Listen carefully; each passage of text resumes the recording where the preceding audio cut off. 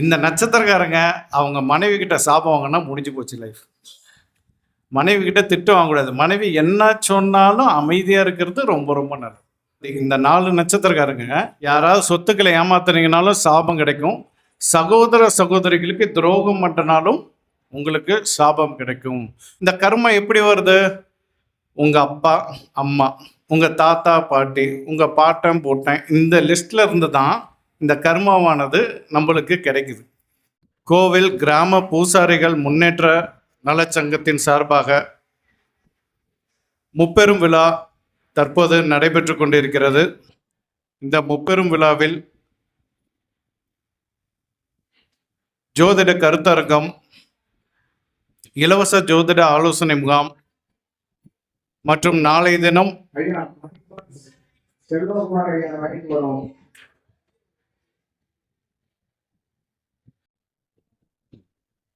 நாளைய தினம் 108 கலச பூஜையும் சத்ரு சம்ஹார பூஜையும் நடைபெறுகிறது. இந்த விழாவிற்கு சிறப்பு அழைப்பாளராக அழைத்தமைக்கு நெஞ்சார்ந்த நன்றியை தெரிவித்துக் கொண்டு, ஜோதிடம் நம்ம பொதுவாக ஜோதிடம் எல்லோருமே ஒவ்வொரு விதமாக பார்க்கறதுனாலே என்ன ஆகுதுன்னா, ஒவ்வொருத்தருக்கும் ஒரு கருத்து வேறுபாடுகள், இதனால் மக்களும் சில நேரங்களில் குழப்பமடைகிற சூழல்கள் தான் இருக்குது. இதுக்கு காரணம் நம்ம மும்மூர்த்திகளே, வேற யாரும் கிடையாது. அதாவது எல்லாருக்கும் எல்லாமே தெரிஞ்சிருச்சுன்னா மும்மூர்த்திகளுக்கு என்ன வேலைங்க, அதுலேயும் சிவபெருமானுக்கு என்ன வேலை அப்படிங்கிறதுனாலே அவங்க கிட்ட ஒரு கைப்பிடி அளவு வச்சுக்கிட்டு தான் மீதி நம்மளுக்கு கொஞ்சம் கொடுத்துருக்காங்க. அதில் அவங்கவுங்க சிற்றறிவுக்கு ஏற்றாறு போல தான் ஒவ்வொருத்தரும் ஒவ்வொரு ஜோதிட முறைகளும் பார்த்து கொண்டு இருக்காங்க. அந்த வகையில் இந்த ஜோதிடம் சார்ந்து எனக்கு தெரிஞ்ச அனைத்து விஷயங்களையும் இலவசமாக கற்றுக் கொடுக்கணும். ஏன்னா ஒவ்வொருத்தருக்கும் ஒவ்வொரு புரிதல் இந்த ஜோதிடத்தில் இருக்குது. வீட்டுக்கு ஒரு ஜோதிடர் நிச்சயம் தேவை அப்படிங்கிற நோக்கத்தில் இலவசமாக ஜோதிட வகுப்புகள் நடத்திட்டு இருக்கிறோம். குருஜி குருராஜா ஆன்மீக அறக்கட்டளையின் சார்பாக தற்போது 19வது இலவச ஜோதிட வகுப்புகள் போயிட்டுருக்குங்க. கிட்டத்தட்ட 2000லேருந்து 2500 பேருக்கு மேலே ஜோதிடர்களாகவே உருவாகியிருக்காங்க. ஒவ்வொருத்தர் அடிப்படை வரைக்கும் கற்றுருப்பாங்க. ஒரு சிலர் உயர்நிலை முதுநிலை வரைக்கும் கற்றுக்கிட்டு வராங்க. அதுக்கும் ஒரு பிராப்தம் வேணும். எல்லோரும் அந்த ஜோதிடம் கற்றுக்கணுன்னா, ஏன்னா ரிஷிகளும் மகான்களும் முனிவர்களும் கற்றுணர்ந்து நமக்கு சொல்லிக் கொடுத்த அந்த ரகசியத்தை நம்ம தெரிஞ்சுக்கணுன்னா, குறைந்தபட்சம் அதுக்கு நம்ம ஏதேனும் ஒரு வகையில் நம்ம முன்னோர்கள், தாத்தா பாட்டி, அப்பா அம்மா இவங்க யாராவது செஞ்ச புண்ணியங்கள் இருந்தால் மட்டுமே நம்ம அந்த ஜோசியத்தை கற்றுக்கிறதுக்கு முதல்ல நம்மளை அலோவ் பண்ணுறோம். ஏதேனும் ஒரு விதத்தில் செஞ்ச புண்ணியம்தான் நம்ம இந்த ஜோதிடத்தை கற்றுக்கிட்டு 4 பேர்த்துக்கு கற்றுக் கொடுக்கவும் செஞ்சிட்ருக்குறோம். ஸோ நீங்கள் கற்றுக்க உள்ளே வந்துட்டிங்கனாவே உங்கள் முன்னோர்கள் ஏதோ செஞ்ச புண்ணியத்தால் மட்டும்தான் நீங்கள் ஜோதிடம் கற்றுக்குறீங்க அப்படிங்கிறது பொருளாகுது. உங்களுக்கு ஏதாவது பிரச்சனை வந்தால் தான் கடவுளும் கண்ணுக்கு தெரியுறாங்க, ஜோதிடர்களும் கண்ணுக்கு தெரியுறாங்க. அது வரைக்கும் கடவுளே என்ன பெரிய கடவுள் அப்படின்னு சொல்கிறோம். ஜோசியரையும் அவருக்கு ஒரு வேலை பொழப்புள்ள ஆகுனா 7.5 சனி, கண்ட சனி, அந்த சனி, இந்த சனின்னு போட்டு நம்ம உசுர எடுக்கிறாங்க அப்படிங்கிறது தான் சொல்லக்கூடிய சூழலில் இருக்குது. ஸோ உங்களுக்கு ஒரு பிரச்சனை வரும்போது ஜோதிடரை அணுகிறீங்க. அப்போது ஜோதிடராகி நாங்களும் என்ன செய்கிறோம்னா, அந்த நேரத்திற்கு உண்டான என்ன உங்களுக்கு தலைவலி பிரச்சனையோ முக்கியமான பிரச்சனையோ அதுக்குண்டான பரிகார கோயிலை தான் நம்ம கொடுக்க முடியுது. ஏன்னா அதை செஞ்சால் மட்டும்தான் இம்மிடியட்டாக உங்களுக்கு ஒரு ரியாக்ஷன் நடக்கும், அந்த பிரச்சனை தீரும். மாறாக பிரச்சனையிலிருந்தே தப்பிக்கிறது எப்படி? பிறந்ததுலேருந்தே உங்கள் எல்லாத்துக்கும் பாருங்கள், நீங்கள் பிறந்த அத்தனை பேர்த்துக்கும் ஒரு 100 கிலோ பாவ மூட்டையை சுமக்க வச்சு தான் பிறக்கிறோம். அதுக்கு பேர் தான் கர்மா. நீங்கள் பிறக்கிற முற்பிறவி, அதுக்கு முற்பிறவி, பிற்பிறவி, இதெல்லாம் எனக்கு தெரிஞ்சு தெரியல.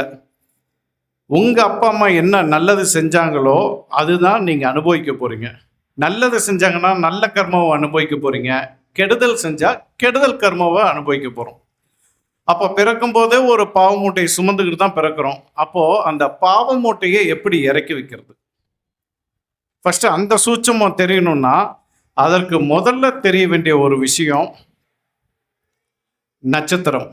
உங்க பிறந்த நட்சத்திரம் தான் உங்களுடைய பாவ மூட்டையை இறக்கி வைக்கிறதுக்கான முக்கியமான கருவி. அப்போ உங்க நட்சத்திர வழிபாடை அதிகரிக்கணும். அப்போ உங்க நட்சத்திரம் எந்த வகை கர்மாவை கொண்டிருக்கு, எந்த வித கர்மாவில் நீங்க பிறந்திருக்கீங்க அப்படிங்கிறத ஃபர்ஸ்ட் எடுக்கணும். அப்போ இதை தெரிஞ்சுக்கிட்டு நான் ஒரு தடவை கோயிலில் போய் கும்பிட்டுட்டுனா 100 கிலோ பாவ மூட்டை குறைஞ்சிரும் அப்படின்னு நான் நினைச்சோம்னா நம்மளை விட முட்டாள் வேற யாரும் கிடையாது. இப்போ ஒரு சக்கரை நோய்க்கு இப்போ ஒரு ட்ரீட்மெண்ட் எடுக்கிறீங்க, எடுத்தோன்னே குணமாயிருதா? இன்ன வரைக்கும் அதுக்கு சரியான சொல்யூஷனே யாரும் எடுக்கலை. காரணம், உணவு பழக்க வழக்கத்தை மாற்றினவே சக்கரை நோய் ஒன்று இருக்காது. முன்னொரு காலத்தில் சைக்கிள் கிடையாது, பஸ்ஸு கிடையாது, காரு கிடையாது, எந்த ஒரு போக்குவரத்தும் கிடையாது. எங்கே இருந்தாலும் நடந்தே போவோம், நடந்தே வருவோம். அதே போல் எந்த இடத்துல நம்ம எல்லா வேலைகளும் நம்மளே செஞ்சு பழகுவோம். ஆணாக இருக்கட்டும், பெண்ணாக இருக்கட்டும், நம்மளுடைய அனைத்து வேலைகளும் நாமளே செய்வோம். எந்த மிஷினரிஸும் கிடையாது. அப்போ நம்ம உடம்பு எல்லா வேலைகளையும் செய்ய செய்ய நம்ம ஆரோக்கியமாக வாழ்ந்தோம். ஆனால் இன்னைக்கு எப்படி வாழ்ந்துட்டு இருக்கிறோம்? எல்லா விதமான மிஷினும் வந்துருச்சு. நம்ம நடந்து போகிறதில்ல.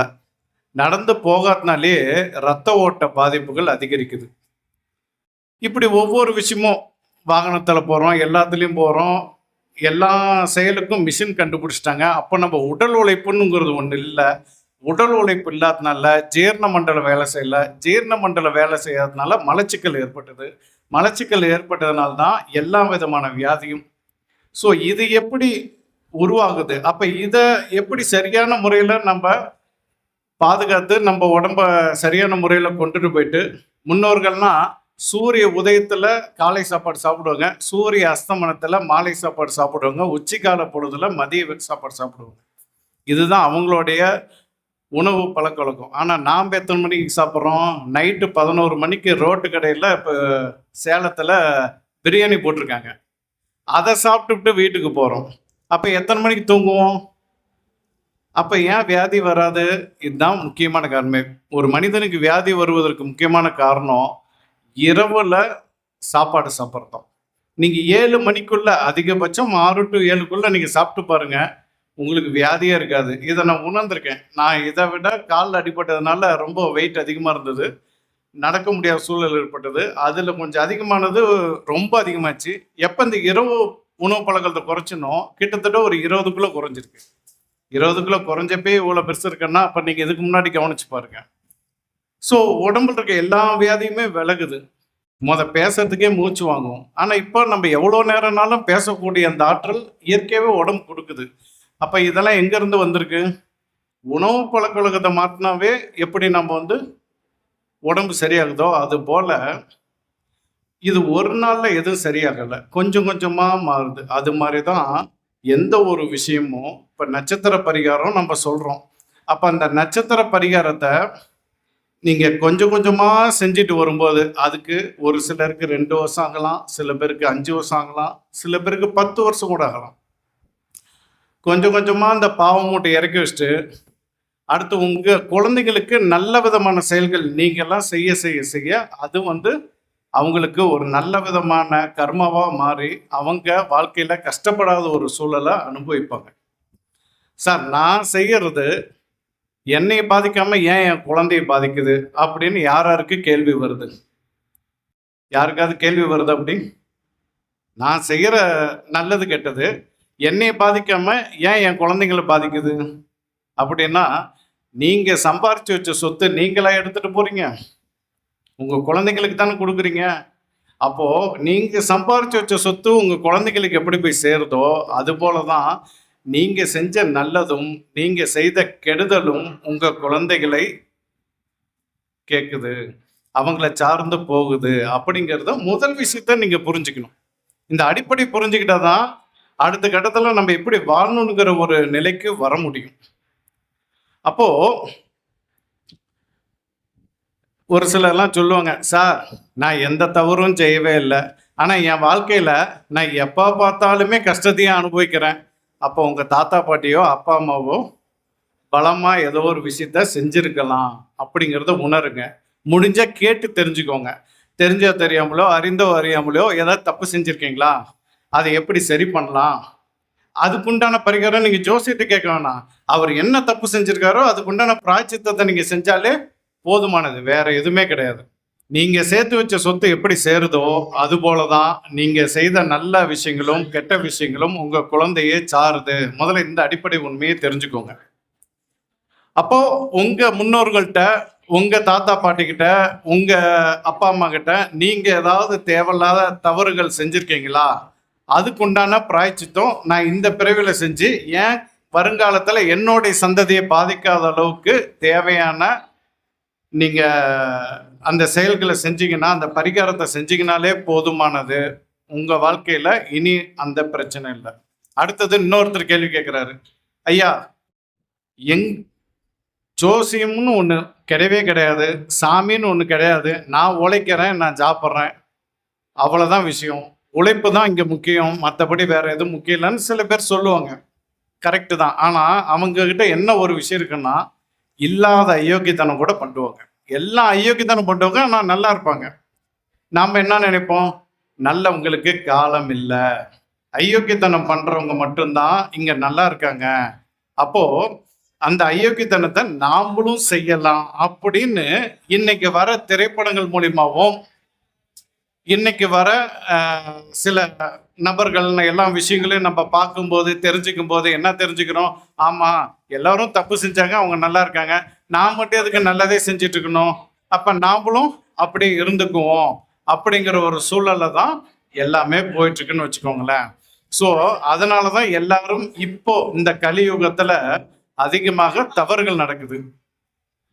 அப்போ எல்லோரும் தப்பு செய்யறாங்க, நானும் தப்பு செய்யறேன்னு எல்லாரும் தப்பு செஞ்சுட்டு போறதுனால உங்க வருங்கால சந்ததியினரை நீங்களே கெடுத்துட்டு இருக்கிறீங்க. இதுதான் உண்மையான விஷயம். அப்போ வருங்காலத்துல எக்கார்ந்து கொண்டும் யார் என்ன வேணாலும் தப்பு செய்யட்டும், அவங்க பாருங்க நல்லா இருக்கேன் நல்லா இருக்குன்னு சொல்றவங்க எல்லாத்திலும் அவங்க வாரிசுகளோட நிலைமையை பாருங்க, மிகப்பெரிய கேள்விக்குறியாகும். அவங்களோட ஜாதகம்லாம் நான் பார்க்குறேன், கண் கூட பார்க்குறேன். பார்க்கும்போது வசதி இருக்கு, எல்லாமே இருக்கு, ஆனால் அவங்க பசங்க அடுத்து அவங்க பேர குழந்தைங்க எல்லாத்தோட வாழ்க்கையும் மிகப்பெரிய அளவில் பாதிக்கப்படுது. ஏன்னா அந்த சொத்தை இவங்க அனுபவிக்கும் போது அவங்க செஞ்ச கெடுதலையும் இவங்க அனுபவிச்சு தர தீரணும். இப்படி தாங்க ஜோதிடம் நம்ம புரிஞ்சுக்கணும். அப்போ இதை புரிஞ்சுக்கிட்டா நம்மள பாதி பேர் தப்பு செய்யாம வாழ்வது எப்படி அப்படிங்கிறதாவது நம்ம புரிஞ்சுக்கணும். அதுக்கு தான் இது எந்த விதத்தில் நடக்குது, எப்படியெல்லாம் நடக்குதுங்கிறத முதல்ல மக்கள் உணரணும். அப்போ அதுக்காக தான் ஜோதிட வகுப்புன்னு ஒன்று போட்டு இதுக்கான காரண காரியங்கள் என்ன அப்படிங்கிறத போட்டு விளக்கி தொடர்ந்து நம்ம வகுப்புகள் நடத்திட்டு வரோம். ஸோ உங்களோட நட்சத்திரம் தான் உங்கள் கர்மாவை குறைக்கக்கூடிய முக்கியமான ஒரு பாதை. அப்போ நட்சத்திரத்துக்கு என்ன சார் பண்ணலாம், சிம்பிளான விஷயம். ரெண்டு வழியில் நீங்கள் ஈஸியாக குறைக்கலாம். ஒன்று ப்ராக்டிக்கல், இன்னொன்று இறை வழிபாடு. ப்ராக்டிக்கலாக எப்படி சார் குறைக்கலாம், அஸ்வினி நட்சத்திரக்காரங்க, அடுத்து ஆயில்யம், அனுசம், பூரட்டாதி, இந்த 4 நட்சத்திரக்காரங்கிட்ட உங்கள் அப்பா கிட்ட போய் ஆசீர்வாதம் வாங்குங்க. எந்த ஒரு செயல் செஞ்சாலும் அப்பா கிட்ட ஆசீர்வாதம் வாங்கினாலே அவங்க வாழ்க்கை மிக சிறப்பான வாழ்க்கையா இறைவனோட ஆசீர்வாதத்தில் நல்லபடியாக வாழ்வாங்க. பெரும்பாலும் இதற்கு முன்னாடி நம்ம சமுதாயத்தில் பெரியவங்களை பார்த்தாவே ஆசீர்வாதம் வாங்குற பழக்கம் இருந்துச்சு. இன்னைக்கு எங்க இருக்கு? அந்த பெரியவங்களை பார்த்தாவே அவங்க அடங்குறான், பட்டி காட்டான், அவனுக்கு ஒன்றும் தெரியாது, எனக்கு தான் எல்லாம் தெரியும், நீ கொஞ்சம் கம்முன்று, நீ எப்படி இரு, இப்படித்தான் நம்ம அதட்டுறோம். ஸோ பெரும்பாலுமே பாருங்க, எந்த குழந்தைகளுக்கு நீங்க ஆசீர்வாதம் பெரியவங்களை பார்த்தா ஆசீர்வாதம் பண்ணணும்னு கற்றுக் கொடுக்குறீங்களோ அந்த குழந்தை உண்மையாலுமே சிறப்பாக நல்லபடியாக வரும். அதுதான் மிகப்பெரிய உண்மை. முதல்ல குழந்தைகள்லேருந்து ஆரம்பிப்போம். நாம் தான் விட்டுட்டோம், அதான் நமக்கு முன்னோர்கள் செஞ்சாங்க, நம்ம ஜென்ரேஷன் விட்டுட்டோம். நம்ம குழந்தைகள்லேருந்து மறுபடியும் ஆரம்பித்து நல்லபடியாக கொண்டு வரோம். ஏன்னா சின்ன வயசுல இந்த பழக்கம் வந்தால் தான் அடுத்து அவங்களும் பெரிய அளவுக்கு நிற்பாங்க. அப்போது இவங்க என்ன பண்ணுங்க, குறிப்பாக நான் சொன்ன இந்த 4 நட்சத்திரக்காரர்களும் அப்பா கிட்ட ஆசீர்வாதம் வாங்கினாலே போதுமானது. மாறாக அப்பா கிட்ட சாபம் வாங்கக்கூடாது. சாபம் வாங்கிட்டீங்க, நீங்க அதுல மீளவே முடியாது. ஃபர்ஸ்ட் விஷயம் இதை புரிஞ்சுக்கோங்க. அடுத்தது, சார் எனக்கு அப்பா இல்லை. பல பேர்த்துக்கு பாருங்க, இந்த நட்சத்திரக்காரர்களுக்கு அவங்க அப்பா இருக்க மாட்டாங்க. இளம் வயதிலே இறந்துருப்பாங்க, அல்லது ஏதேனும் ஒரு சூழல்ல விலகி இருப்பாங்க. ஸோ அது ஒரு வகையில நம்ம நல்லதுன்னு சொல்ல முடியாது. ஏன்னா அப்பாவோட கைடன்ஸ் எப்பவுமே வேணும். ஆனா அந்த மாதிரி இருக்கிறவங்க வருத்தப்பட வேணாம். உங்களுக்கு ஏன்னா ஏதோ ஒரு விதத்தில் நீங்க பேசி சண்டை போட்டு அவங்க உங்களை சாபம் வர்றதுக்கு பதிலா அவங்கள விட்டு விலகி இருக்கிறது ஒரு வகையான பரிகாரம் தான். சார் விலகி இருக்க முடியல, நீங்க அவங்க என்ன சொன்னாலும் சரி, நீங்க ஆசீர்வாதம் வாங்கியே தீரணும். அப்ப நீங்க ஒவ்வொருத்தரையும் காலில் விழுந்து ஆசீர்வாதம் ஆகும்போது அந்த பக்குவம் வந்துடும். அவர் சாபமே விட்டிருந்தாலும் தொடர்ந்து ஆசீர்வாதம் உண்டது, சாபமே வரமா மாறிடும். அப்படிங்கிறது தான் இதுல முக்கியமான விஷயம். அதனால இதை ஃபாலோ பண்ணிக்கோங்க. அப்படி இல்லை, எங்க அப்பா இறந்துட்டாரு, இப்ப நான் என்ன பண்ணோம், நான் வாழ்க்கையில் ரொம்ப கஷ்டப்படுறேன், போய் சிவபெருமான்கிட்ட வழிபாடு பண்ணுங்க. சிவபெருமான்கிட்ட சாஷ்டாங்கமா விழுந்து வழிபாடு பண்ணுங்க. மூணாவதா இன்னொன்று இருக்கு, மானசீக வழிபாடு. இந்த மானசீக வழிபாடு என்னன்னா, உங்க அப்பா இப்ப உயிரோட முன்னாடி இருப்பதாகவும் நீங்க குளிச்சுட்டு அவர்கிட்ட ஆசீர்வாதம் வாங்குவது போல நீங்க காலில் விழுங்க. அவர் உங்களை பூக்கள் அச்சதை போட்டு ஆசீர்வாதம் பண்ற மாதிரியும் நல்லா இருப்பான்னு சொல்லி தூக்கி வர மாதிரியும் நினைச்சுக்கோங்க. நீங்க எந்திரிச்சு வாங்க, இதை தொடர்ந்து செஞ்சுட்டு பாருங்க. உங்க அப்பா உங்ககிட்ட பேசுற மாதிரியே இருக்கும். உங்க அப்பாவோட ஆசீர்வாதம் அப்படியே உங்களுக்கு கிடைக்கும். ஸோ உங்க வாழ்க்கையில கஷ்டங்கிறது என்னன்னே தெரியாம வாழ்ந்துருவீங்க. அதுக்கு நான் கேரண்டினா நான் வணங்குற தெய்வங்கள் நிச்சயம் உங்களை பாதுகாக்கும். அதில் மாற்றுக்கிறதே கிடையாது. ஏன்னா இதுதான் அடிப்படையே. இந்த நட்சத்திரத்தின் வழியாக தான் உங்கள் கர்மா தொடருது அப்படிங்கிறது தான். அடுத்த நட்சத்திரம் பரணி, மகம், கேட்டை, உத்திரட்டாதி. இந்த நட்சத்திரக்காரங்க அம்மா கிட்ட ஆசீர்வாதம் வாங்கணும். அம்மா கிட்ட ஆசீர்வாதம் வாங்குங்க. அம்மா இல்லைன்னா மானசீகமாக ஆசீர்வாதம் வாங்குங்க. அன்னதானம் போடுங்க. மேக்சிமம் அன்னதானம் போடுங்க, வாழ்க்கை சிறப்பாக இருக்கும். நீங்கள் செய்ய செய்ய செய்ய ஆட்டோமேட்டிக்காக குறையும். உங்களுக்கு எப்படி வியாதியோட தன்மை இருக்குது, உங்களோட கஷ்டங்கள் எப்படி இருக்கோ, அந்த இப்போது ஒரு 3 நாள் தொடர்ந்து மாத்திரை போட்டால் தான் இந்த சளியோ காய்ச்சலோ தீருது. ஒரு சிலருக்கு ஒரே மாத்திரை போட்டவங்க தீர்ந்துடும். அது போல தான். அப்போ தொடர்ந்து நீங்கள் செஞ்சுட்டு வர வர வர ஆட்டோமேட்டிக்காக உங்கள் லைஃபு சாபமே வரமாக மாறிடும். அம்மா கிட்ட எக்கார்ந்து கொண்டு நீங்கள் சாபம் வாங்கிடக்கூடாது. இவ்வளோ தான் விஷயம்.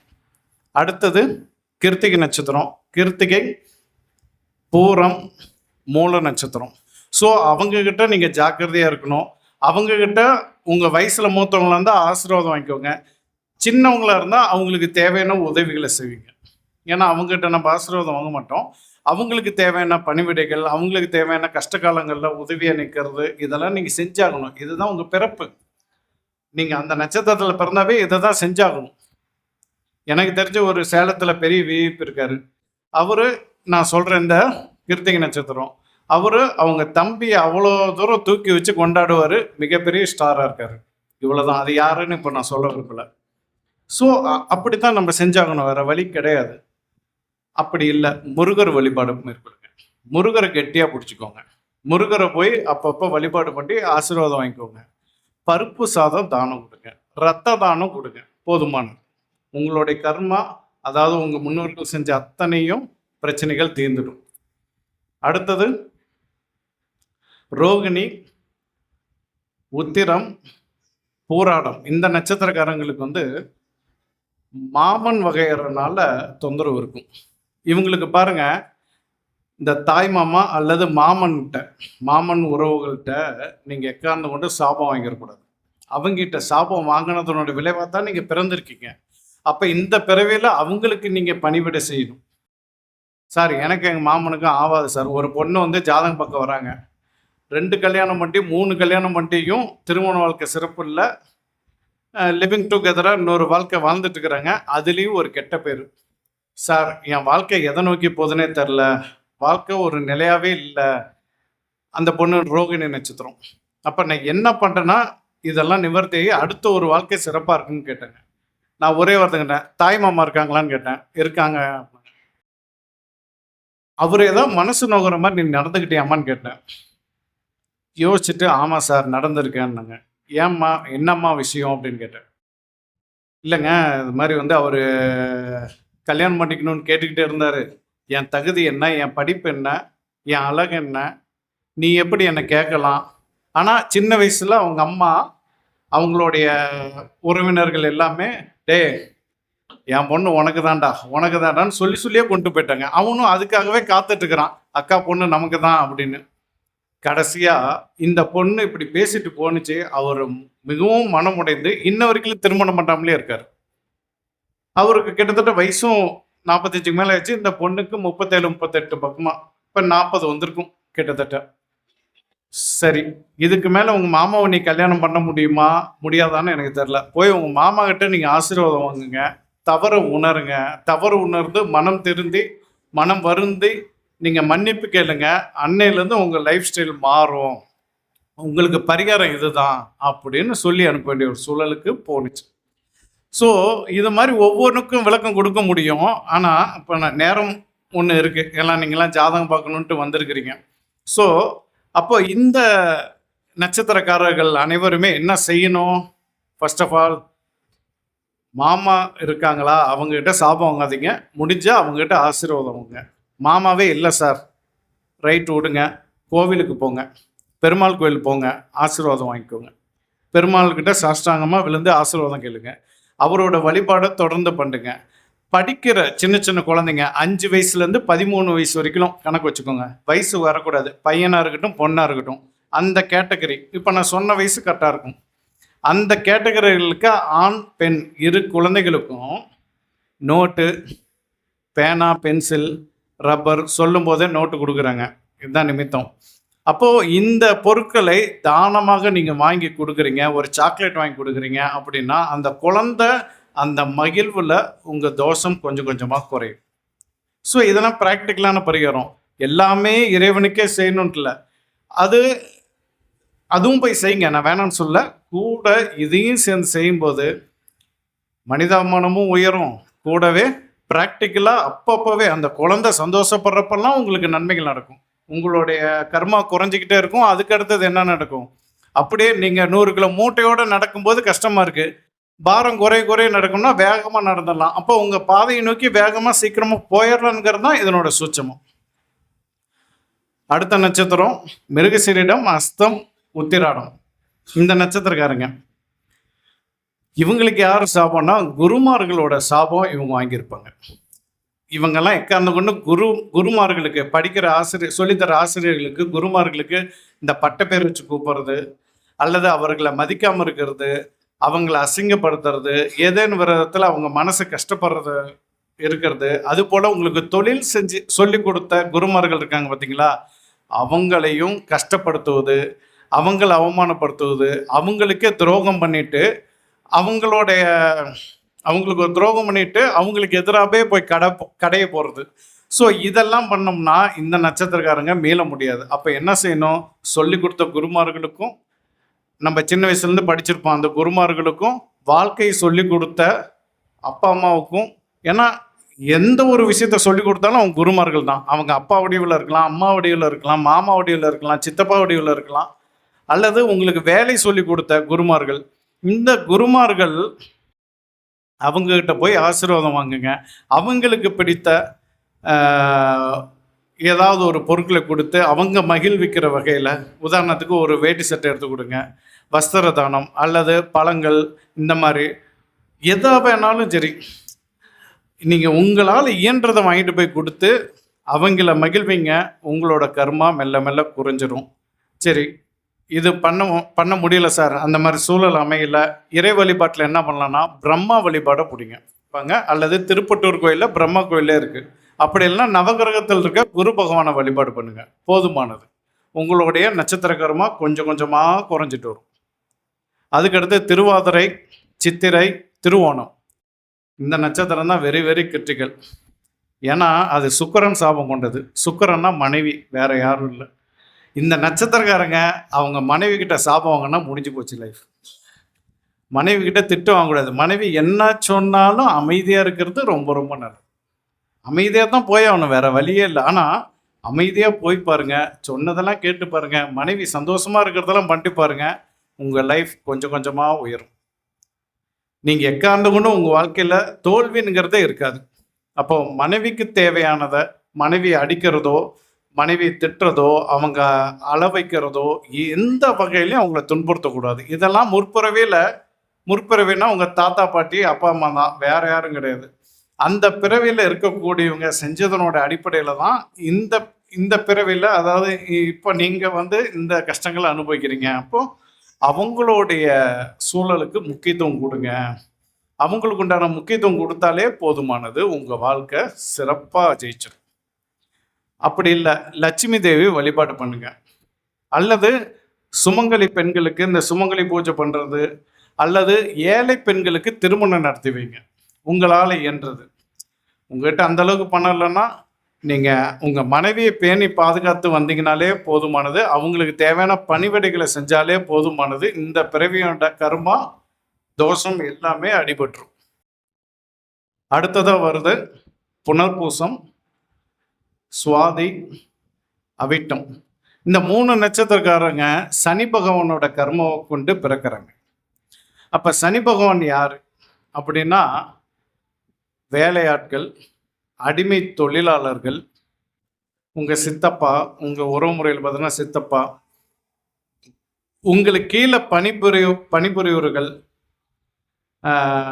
சாலை ஓரத்தில் சாக்கடை தொழிலாளர்கள், துப்புரவு தொழிலாளர்கள், இவங்கெல்லாம் இருக்காங்க பார்த்தீங்களா, இவங்க எல்லாருமே சனி பகவான் தான். அப்போது நீங்கள் ஒரு ஓனராக இருக்கீங்க. ஓனராக இருந்துக்கிட்டு அந்த தொழிலாளி வேர்வை சிந்தி விழுறதுக்குள்ளே அவங்களுக்கு காசு கொடுக்கணும். இதுதான் நம்ம முன்னோர்கள் சாஸ்திரத்திலையும் சொல்லப்படுது. ஏன்னா வேலையால் சாபம்னே ஒன்று தனியாக இருக்குது. இதுதான் சனியோட கர்மா இருக்கிறதுல உச்சபட்ச கர்மா. ஆனால் இதை நம்ம கண்டுக்கிறது இல்லை. அப்போது அந்த சனி பகவானோட கர்மா இருக்குது பார்த்தீங்களா, அதை தீக்கணும்னா என்ன பண்ணும்? துப்புரவு தொழிலாளர்களுக்கு உதவி செய்யுங்க. உங்களால் முடிஞ்ச உதவி செய்யுங்க.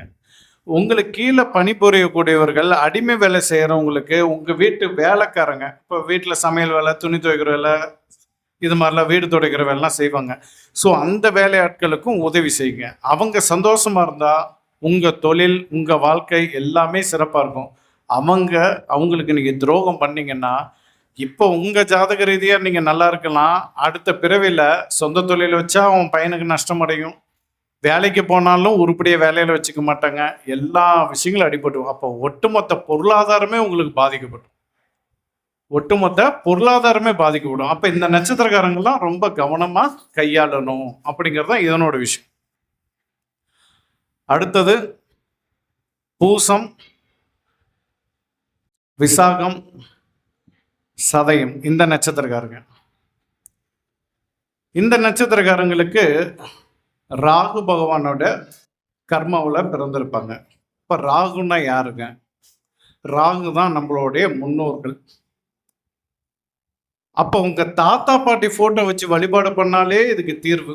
பாருங்க, இந்த நட்சத்திரக்காரங்க அவங்க வீட்டில் தாத்தாவோ அல்லது பாட்டியோ ரொம்ப வயசானவர்களாக இருப்பாங்க. அவங்கள பார்த்துக்க முடியாமல் அவங்கள கொடுமைப்படுத்துறதோ, இல்லை ஆசிரமத்தில் சேர்க்கறதோ, இல்லை அந்த மாதிரி நபர்களுக்கு ஏதேனும் ஒரு வகையில் எப்போ பார்த்தாலும் திட்டிக்கிட்டு அடிச்சுக்கிட்டு கொடுமைப்படுத்துறதோ, இந்த மாதிரி ஏதோ ஒரு செயல் செஞ்சு அவங்க வாழ்க்கையை கெடுத்துக்குவாங்க. அப்போது அவங்க வாழ்க்கை நல்லா இருக்கணும், அவங்க லைஃப் ஃபுல்லாக நல்லா இருக்குன்னா முன்னோர்கள் வழிபாடு, குறிப்பாக முதியோர் இல்லத்துக்கு போய் உணவு கொடுங்க. முதியோர்களுக்கு ஏதாவது ஒரு வஸ்திரம், ஆடைகள் எடுத்து கொடுங்க. இந்த மாதிரி அவங்கள பேணி பாதுகாத்து வாழுங்க. அவங்கள பாதுகாத்து வாழ்ந்தாலே இந்த பிறவி, அதாவது உங்களோட முற்பிறவி கர்மா எல்லாத்தையும் குறைச்சி இந்த பிறவியில் நீங்களும் நல்லா வாழலாம், உங்கள் குழந்தைகளும் நல்லா வாழலாம். அப்போது இப்படி இப்போ 27 நட்சத்திரத்துக்கும் நம்ம சொல்லியிருக்கோம். இப்படி ஒவ்வொரு நட்சத்திரத்தில் பிறந்தவர்களுக்கும் ஏதேனும் ஒரு வகையில் ஒரு கர்மாவோட தான் நம்ம பிறக்கிறோம். உங்கள் அப்பா அம்மா நல்லதாக செஞ்சுருந்தா அந்த கர்மாவில் நீங்கள் கோயிலுக்கு போகாமல் இருங்க, என்ன வேணாலும் பண்ணுங்க, உங்களுக்கு நல்லதே நடக்கும். சில பேர்லாம் பார்த்துருப்போம், சரியாகவும் படிச்சிருக்க மாட்டான், கஷ்டப்பட்டும் படிச்சிருக்க மாட்டான், அடுத்து ரொம்ப டேலண்டாகவும் பிஸ்னஸ் பண்ணியிருக்க மாட்டான். ஆனால் படித்து முடித்து ஒரு பிஸ்னஸ் கிடச்சி அடுத்தடுத்து அவன் லைஃப்பில் அதே போல் ஒரு நல்ல மனைவியும் அமைஞ்சிருப்பாங்க, கேள்வி கேட்காத ஒரு மனைவியும் அமைஞ்சிருப்பாங்க. ஸோ அவங்க லைஃபே சூப்பராக போயிருக்கும். இதுக்கெல்லாம் காரணம் அவங்க அப்பா அம்மா தாத்தா பாட்டி செய்த நல்ல செயல்கள். அப்போ அதை நம்ம எல்லாம் அனுபவிச்சிட்டோம். ஆனா இப்ப இந்த பையன் என்ன பண்ணுவான்? எந்த கஷ்டமும் நான் படல அப்படிங்கும்போது தலக்கணம் ஆட்டோமேட்டிக்கா வந்துடும். அப்ப இங்க அவன் தவறு செய்ய ஆரம்பிப்பான். தவறு செய்ய செய்ய அடுத்த கட்டத்துல அடுத்த தலைமுறையை மிகப்பெரிய அளவுல பாதிக்கக்கூடிய செயலை செய்ய ஆரம்பிச்சிருவாங்க. இதுதாங்க கர்மாவோட விஷயம். அப்போ இந்த கர்மாவானது நீங்க எப்படி இனிமேலுக்கு உங்க வாழ்க்கையில எப்படி கழிக்கணுங்கிறது சொல்லி கொடுத்துட்டேன். அடுத்து எப்படி டெவலப் ஆகாத வகையில எப்படி அவங்ககிட்ட ஆசீர்வாதம் உண்டுன்னு சொல்லியிருக்கேன். அப்ப வருங்காலத்துல எக்காரணம் ஒன்றும் தவறுகள் எதுவும் செய்யாதீங்க. எந்த அதாவது தவறுகள் நம்ம செய்யறோம். ஏன்னா இவ்வளோ தப்பு செஞ்சுவிட்டு நம்ம ஜாதகத்தை எங்கே ஒன்று வந்து நீட்டுறோம். ஜோசியத்தை நீட்டிட்டு எனக்கு எந்த நல்லதும் நடக்கலன்பாங்க. ஆனால் பண்ணுறது எல்லாமே எங்களுக்கு தெரியும். ஜாதகம் பார்த்தோம்னா எவ்வளோ அயோக்கியத்தனம் பண்ணிருக்காங்க, எவ்வளோ மொல்லமாக இருக்குது. ஆனால் விதி என்னன்னா, எப்படி ஒரு லாயர்கிட்ட ஒரு கொலைகாரனும் போய் வாதாடுறான், பாதிக்கப்பட்டவனும் போய் ஒரு லாயர்கிட்ட நின்று வாதாடுறதுக்கு போய் நிற்கிறாங்களோ, நின்று தப்பு செஞ்சவனுக்கும் ஒரு லாயர் இருக்கிறான், தப்பு செய்யாதவனுக்கும் ஒரு லாயர் இருக்கிறான் அப்படின்னு நம்ம மும்மூர்த்திகள் சட்டத்திட்ட வகுத்தாங்களோ, அது போல தான் ஜோதிடர்களுக்கும் தப்பு செஞ்சவங்களா இருந்தாலும் தப்பு செய்யாதவங்களா இருந்தாலும் இப்போ உன்கிட்ட பார்த்த பிறகாவது அவங்க நல்ல மனுஷனா மாறணும், ஒரு நல்ல நிலைக்கு வரணுங்கிறதுக்காக ஒரு வாய்ப்பு கொடுக்குறாங்க. அங்கேயும் வந்துட்டு நீங்க மேலும் மேலும் தப்பு செஞ்சுக்கிட்டு அதை ஒழுங்கா கேட்காம நீங்க பண்ணிட்டு இருந்தீங்கன்னா பிரயோஜனம் இல்லை. அப்புறம் பரிகாரம் எப்படி பழக்கும்? அதே போல ஜோதிடர்களை திட்டுறது, அவன் என்ன சொன்னான், இவன் என்ன சொன்னான், இந்த கர்மாவும் வாங்கக்கூடாது. எதையுமே யாரும் எதுவும், அதுவும் குறிப்பா இந்த புரளி பேசுறது சுத்தமாகாது. தெரியாத விஷயத்த நீங்க பேசுனீங்கனாலும் அதுவும் தப்பான லிஸ்ட்ல தான் வரும். நம்மளுக்கு தெரியவே தெரியாது, ஆனா தெரிஞ்ச மாதிரியே நம்மளே அறியாம வார்த்தைகளை விட்டுருவோம். அதுவும் மிகப்பெரிய தவறு. ஸோ அப்போ இவங்கெல்லாம் கேட்டோம்னா நான் எந்த தவறும் செய்யலன்னு சொல்லுவாங்க. ஆனா இந்த மாதிரி புரளி பேசி அதனால ஒரு குடும்பத்தோட வாழ்க்கை சீரழிகிறதுனால அப்ப அது தவறு இல்லையா? அதையும் யோசிக்கணும். அப்போ வருங்காலம் சமுதாயம் வந்து நல்ல விதமா அமைச்சு கொடுக்கணுங்கிறது தான் நான் வந்து இந்த இலவச ஜோதிட கல்வியை ஆரம்பிச்சு என்னோட மாணவர்களை இந்த மாதிரி தான் நான் வழி நடத்தி கொண்டு போயிருக்கேன்.